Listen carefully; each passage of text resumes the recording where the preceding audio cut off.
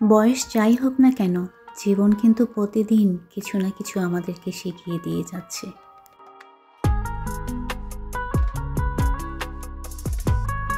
আসসালামু আলাইকুম মাই to family, I hope আপনারা সবাই ভালো আছেন। যে যেখান থেকে আমার ব্লগ দেখতেছেন সবাইকে অনেক অনেক ওয়েলকাম। তো আজকের ব্লগটা আমি শুরু করেছি রাত থেকে।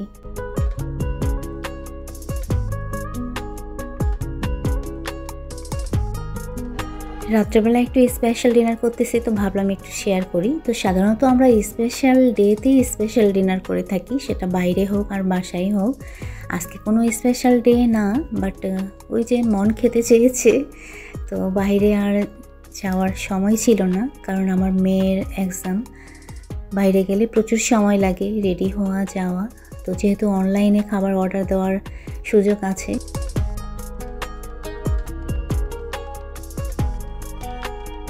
নান আর গ্রিল অর্ডার দেওয়া হয়েছে। তার সঙ্গে পুদিনা পাতার সস, চাটনি বলতে পারবো না, অনেক লুজ ছিল বাট অনেক টেস্টি ছিল।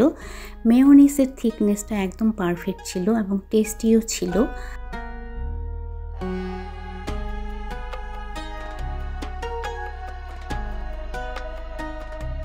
তো চিকেনের 2 পিস নিয়েছি আমরা। বাবা নাই, বাবা গিয়েছে গ্রামে।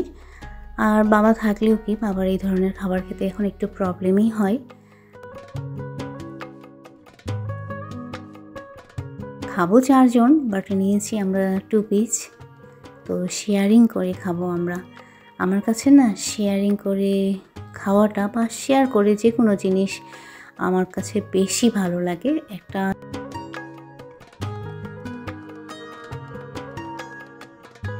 নান আর গ্রিল আমার ছেলের খুব বেশি পছন্দ।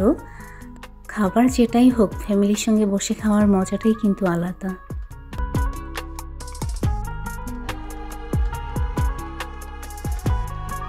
Good morning my to family.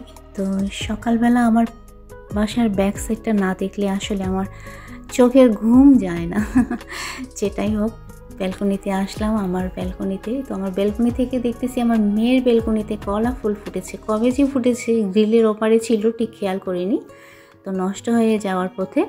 যাই হোক, আমি রান্নাঘরে চলে এসেছি নাস্তা বানানোর জন্য। তো পরোটা বানিয়ে নিচ্ছি, কারণ একটা সবজি রান্না করা আছে ফ্রিজে, ওই সবজি দিয়ে আমার পরোটা খেতে খুব ভালো লাগে। তো এই জন্য পরোটাটা বানিয়ে নেওয়া। আর আমার মেয়ের যেহেতু এক্সাম, তো ও আজকে বলে দিয়েছে, মা আমি কোনো হেল্প করতে পারবো না, তোমাকেই সব করে নিতে লাগবে।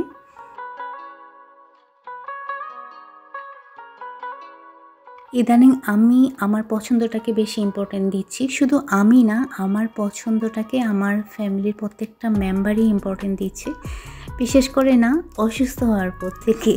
তো একদিক দিয়ে খুব ভালো লাগে। মাঝে মাঝে ওদের যেটা পছন্দ না, কিন্তু আমি পছন্দ করি দেখে ওরা সেটা করতে বাধ্য। তো ভালো লাগে তখন যে অসুস্থ হওয়ার কি ফায়দা। তো আমার মেয়ে যেহেতু হেল্প করতে পারবে না, এজন্য সবাই হেল্প করতেছে। আমার বর, আমার ছেলে, ও রেডি হয়ে গিয়েছে, কারণ ওর কোচিং থেকেই স্কুল, এজন্য ঠিক 9টার আগেই বের হয়ে যায়। আর আমাদের নাস্তাটা সাধারণত 8:30টার মধ্যেই আমরা করে ফেলি।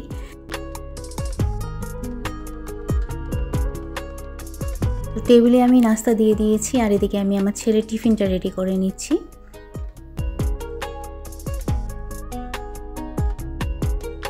তো সকাল সকাল ওরা বাবা আর ছেলে দুজনে মিলে বাজারে গিয়েছিল। ডিম শেষ হয়ে গিয়েছিল, ডিম নিয়ে এসেছে। তো আমি ডিমগুলো একটু এখন ঝুড়িতে নিয়ে নিচ্ছি, এগুলো একটু পানিতে ভিজিয়ে রাখবো। এদিকে ওদের যাওয়ারও সময় হয়ে গিয়েছে। আমার বর বলে গেল যে তুমি এখন এগুলোতে নিজেকে বিজি করে নিলাম, আমার তো যাওয়ার সময় হয়ে গিয়েছে। যাই হোক, আমি এগুলো খুব তাড়াতাড়ি করে তুলে নিচ্ছি, কারণ যে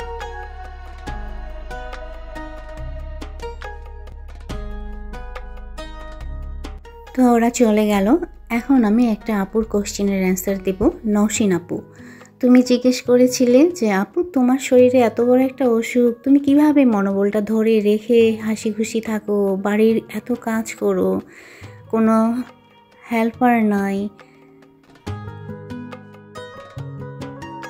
তো কাজের ক্ষেত্রে আপু আমাকে সবাই কম বেশি হেল্প করে, বাসায় সবাই, আমার বর হতে আমার 2টো বাচ্চা, আমরা মানুষ তো 5 জন বাবা সহ। তো বাবা অনেকটা বোঝে, আগের থেকে অনেক বোঝে। আগে বাবা যেমন এক রান্না করলে দ্বিতীয় দিন খেত না, বাট এখন বাবা আর ওটা করে না।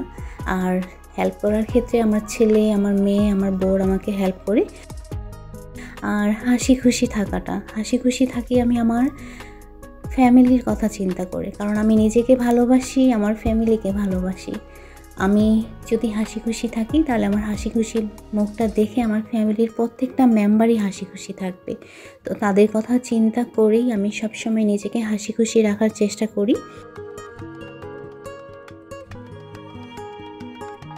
খারাপ লাগে আমার, খারাপ যে লাগে না তা না, খারাপ লাগে মাঝে মাঝে। তো অনেক শরীর খারাপ হয়ে যায়, তখন ওই যে বকা খাই। তারপর আবার ভাবি যে না, আমাকে অ্যাক্টিভ থাকতে লাগবে আমার ছেলে মেয়ে, আমার বরের জন্য, আমার পরিবারের জন্য।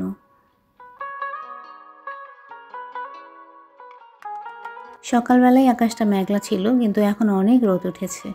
তো আমার একটু কাঁচামরিচ লাগবে, আর যখনই না কাঁচামরিচ থাকে না, আমি চলে আসি এই যে ব্যালকনিতে পাকা পাকা মরিচ তুলে নেওয়ার জন্য।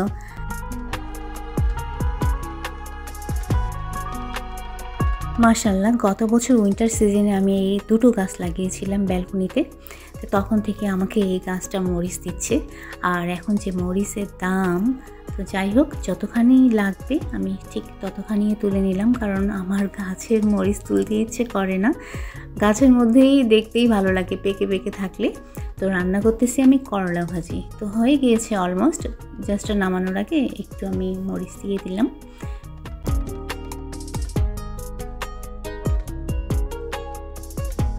একটা কথা, হ্যাপি থাকাটা কিন্তু সম্পূর্ণ ডিপেন্ড করে নিজের উপরে। আমরা নিজেকে কীরকম রাখবো সেটা কিন্তু আমাদেরকেই ঠিক করে নিতে লাগবে।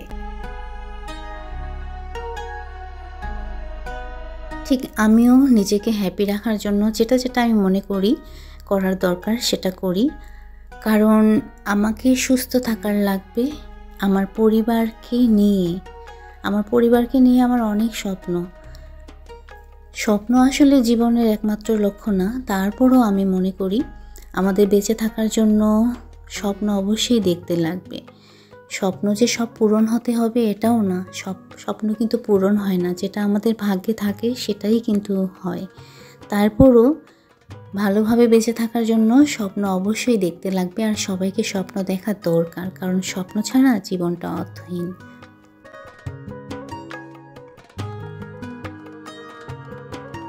তো সব কাজ শেষ করে আমি এর মধ্যে কিন্তু রেস্ট নিচ্ছিলাম। আর এদিকে আমার বড় চলে এসেছে, ও নিয়ে এসেছে আমড়া। এটা একজন খেতে দিয়েছে, তার বাড়ির গাছের আমড়া। আর কলাটাও একজনের বাড়ির গাছের একদম ফ্রেশ কলা। ফ্রেশ এই কারণেই বলতেছি, এটা গাছের মধ্যেই পেকে গিয়েছিল। তো এই ধরনের ফ্রেশ বাজারে তো আর পাওয়া যায় না, একদম ফরমালিন যুক্ত পাওয়া যায়। আর আমড়াটা অনেক ফ্রেশ ছিল। আমড়াটা দেখে আমার মনে হচ্ছে এর খোসাটা দিয়ে চাটনি করব, আর কখন খাবো, কারণ আমড়ার খোসা দিয়ে চাটনি কিন্তু বেশ ভালোই লাগে। আর এদিকে কিছু এখন অলরেডি কাঁচা আছে, এটা আলাদাভাবে রেখে দিব। আর আমি অফ ক্যামেরায় কিছু কাঁচের জার ধুয়ে রেখেছিলাম।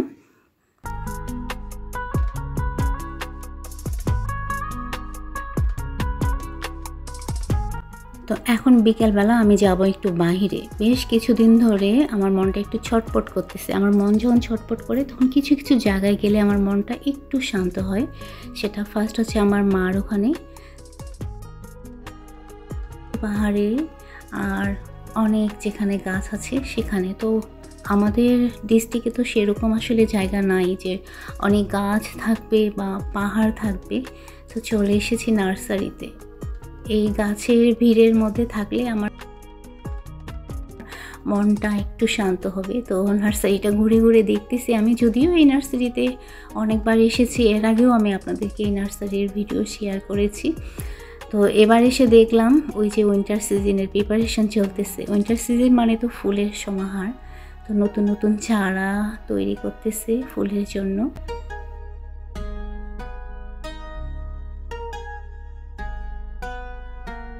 বাসা থেকে খুব একটা আমি বাইরে বেরোই না, বিশেষ করে অসুস্থ হওয়ার পর থেকে, কারণ ইনফেকশন হয়ে যায়। ইনফেকশন হওয়ার কারণে এই আমি বেলুনের মতো ফুলে যাই, আবার একদম শুকনা। তো আজকে বের হয়েছি, তো এত ধুলো ছিল, তারপরও মাঝে মাঝে একটু বাইরে বের হওয়া দরকার। তো ওই যে মনটা ছটফট করতেছিল, গাছের কাছে যাব আমি। যদিও আমার বাসায় অনেক গাছ, তারপর আমার নার্সারিতে খুব ভালো লাগে, কারণ এখানে বিভিন্ন ধরনের গাছ থাকে।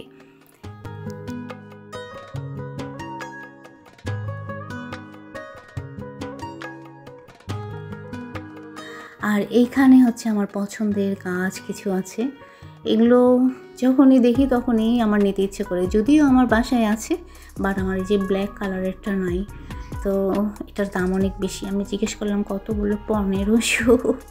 আর এই গ্রিনটা তো নিয়ে গিয়েছি এর আগে।